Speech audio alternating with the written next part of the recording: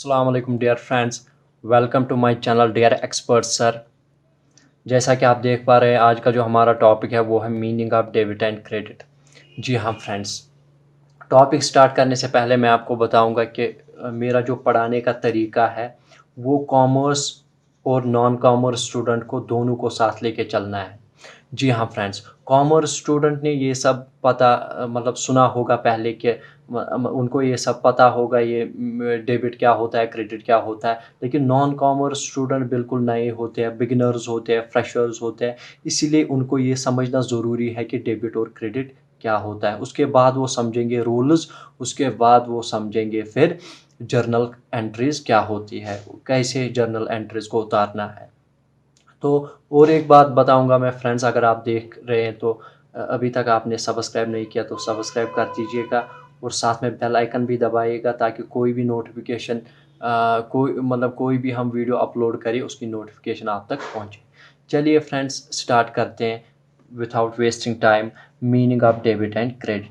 जी हाँ friends, general terms में अगर हम कहेंगे, मतलब अगर आपके पास बैंक अकाउंट होगा तो आप जब कोई अमाउंट निकालते हैं तो वहाँ पे आपको तुरंत में मैसेज आती है your account has been debited. Means debit means minus. और अगर आपके अकाउंट में पैसे डाल दिए जाते हैं तो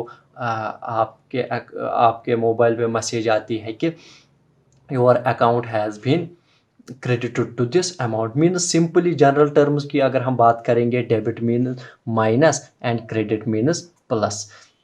लेकिन अकाउंटिंग में क्या है, अकाउंटिंग मतलब सिस्टम में क्या है, अकाउंटिंग में डेबिट जो होता है वो रिप्रेजेंट करता है लेफ्ट साइड, और जो क्रेडिट होता है वो राइट साइड रिप्रेजेंट करता है।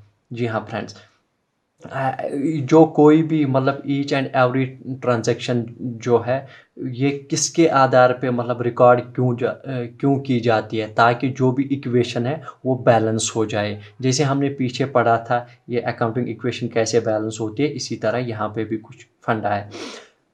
उसके बाद है फ्रेंड्स, अकाउंटिंग सिस्टम है, उसमें डेबिट को कहा जाता है डीआर, ऐसे रिप्रेजेंट किया जाता है, और क्रेडिट को रिप्रेजेंट किया जाता है सीआर। तो क्रेडिट में सी आर है तो इसीलिए क्रेडिट को सी आर से रिप्रेजेंट किया। लेकिन डेबिट में अगर हम देखेंगे, डेबिट में डी आर नहीं है, लेकिन ये क्यों डी आर से रिप्रेजेंट किया जाता है, आइए हम ये भी जानेंगे आज।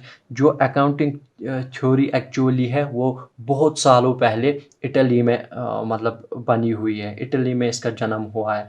यहाँ पे ये माना जाता है जो एडिबेचर एंड डेबियर है, ये एक एब्रिविएशन मानी जाती है किसकी, डेबिट सॉरी डीआर की।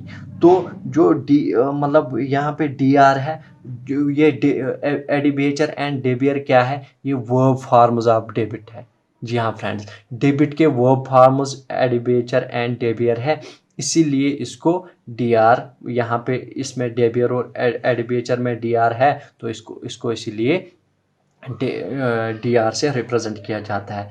जी हाँ, और एक बात है, यहाँ पे एक अकाउंटिंग सिस्टम में एक जो अकाउंटिंग हम बनाते हैं स्टेटमेंट, वो टी शेप्ड, उसको बोलते हैं टी अकाउंट। जी हाँ फ्रेंड्स, ये आपको याद रखना है। जो को मतलब ताकि जो भी मतलब हम कोई भी मतलब ट्रांजैक्शंस लिखते हैं, बनाते हैं, वो एक अकाउंट होता है टी शेप्ड। यहाँ पे इस साइड डेबिट और इस साइड क्रेडिट, यानी लेफ्ट साइड डेबिट होता है और राइट साइड क्रेडिट होता है। उसके बाद है फ्रेंड्स अब rules of debit and credit. जी हाँ फ्रेंड्स, डेबिट एंड क्रेडिट के रूल्स क्या है, देखिए। जो क्रेडिट मतलब आम तौर पे अगर हम देखेंगे, जो डेबिट और क्रेडिट है ये मतलब रिप्रेजेंट करते हैं इंक्रीज और डिक्रीज, यानी कोई ना कोई अमाउंट कहीं पे इंक्रीज होगा, कहीं पे डिक्रीज होगा।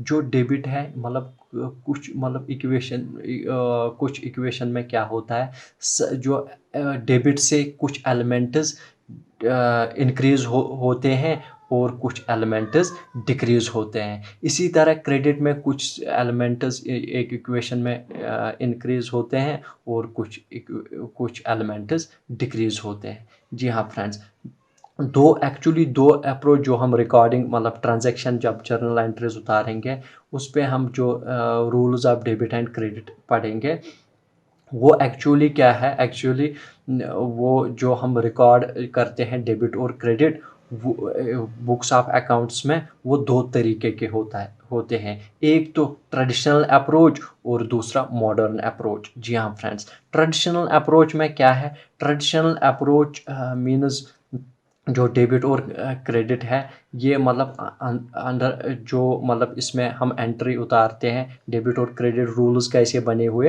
ये ट्रेडिशनल अप्रोच पे बेस्ड है। जैसे ऑल जो सारे लेजर अकाउंट्स हैं, वो जो भी हम उतारते हैं, लेजर फोलियो या लेजर अकाउंट्स, वहाँ पे मतलब क्या उतारना है हमें एक्चुअली, बैंक मतलब जैसे कैपिटल एसेट्स वगैरह, इन सबको मतलब कैसे उतारना है, ठीक है। ये दो टाइप्स में क्लासीफाई किए गए, यानी डिवाइड किए गए, personal and impersonal account.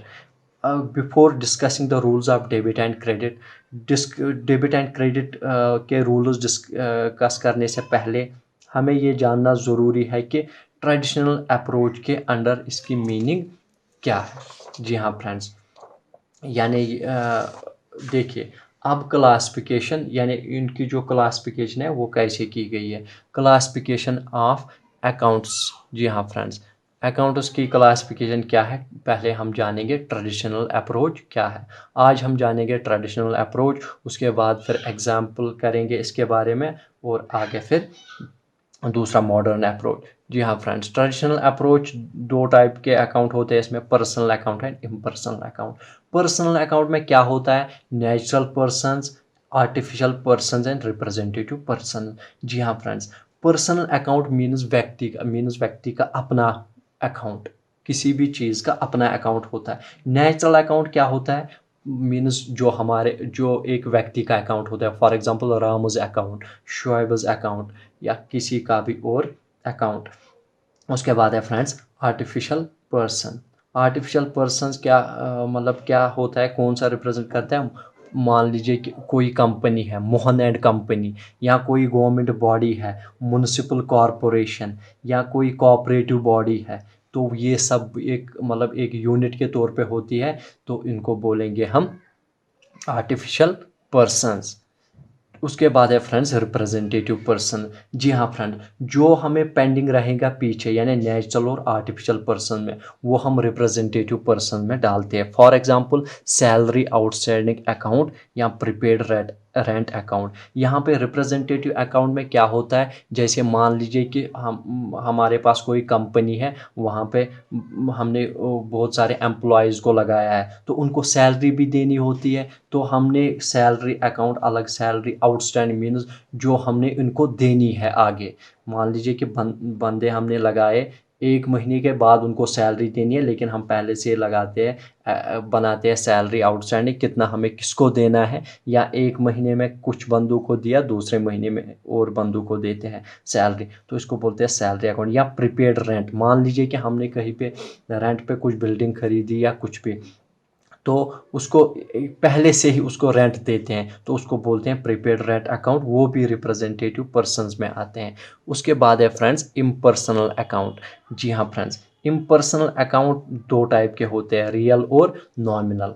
Real क्या होता है फ्रेंड्स? रियल में और दो टाइप के होते हैं, tangible and intangible real.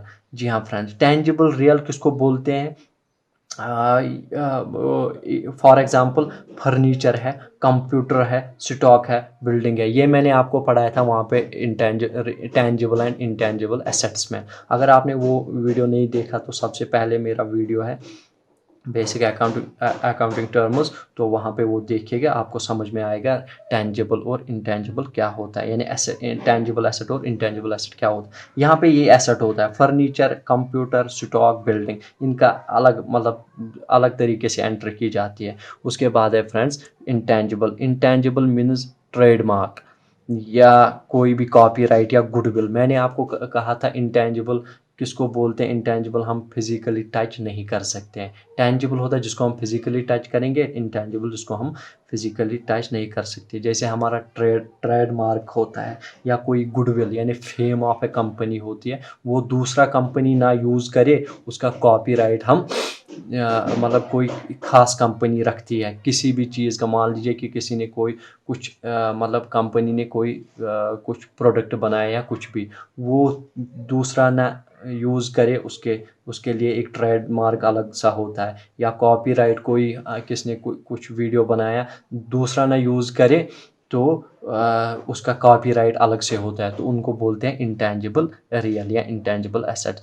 Nominal क्या होता है? Nominal losses and expenses, incomes and gain. जी हाँ फ्रेंड, जो लॉस होता है, loss means rent, for example rent, किसी को हमने पे करना है तो रेंट अकाउंट वो हमने देना है। या परचेज अकाउंट मीन्स जो हमने कुछ खरीदा है उसके लिए यहाँ से पैसे देने हैं, तो उसको मतलब वो एक्सपेंसेस हो गया या लॉस हो गया, तो उसको यहाँ पे हम बोलेंगे लॉस एंड एक्सपेंसेस।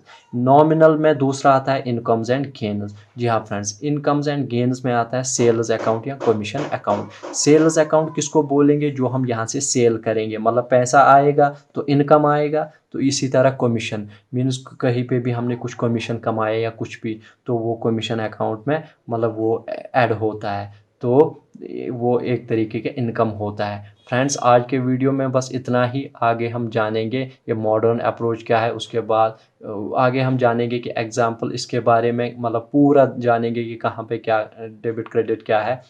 उसके बाद हम मॉडर्न अप्रोच, उसके बाद इंशाल्लाह जर्नल और उसके बाद जर्नल एंट्रीज।